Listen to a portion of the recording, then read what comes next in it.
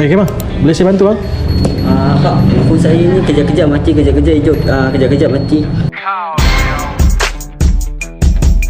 Kejap mati, kejap hidup Okay bang, selalunya kalau model Poco ni dia ada masalah dengan CPU lah selalunya.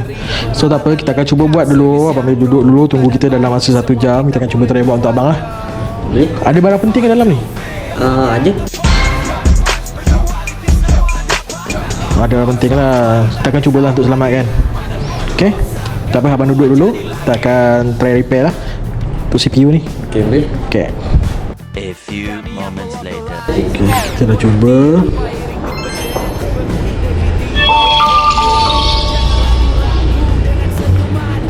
Alright, berjaya.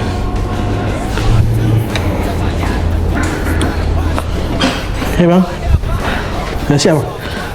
Phone saya ni dah boleh hidup lah ni. Boleh bang? Kalau dah boleh hidup dah.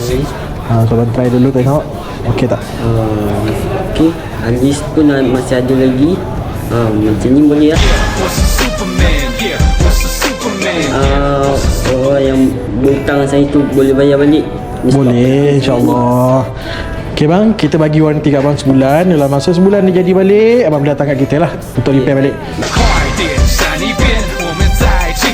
So selalunya tak ada masalah lah. Okay bang Okay, terima kasih. Okay, saya balik dulu ya. Okay baik bang, terima kasih bang.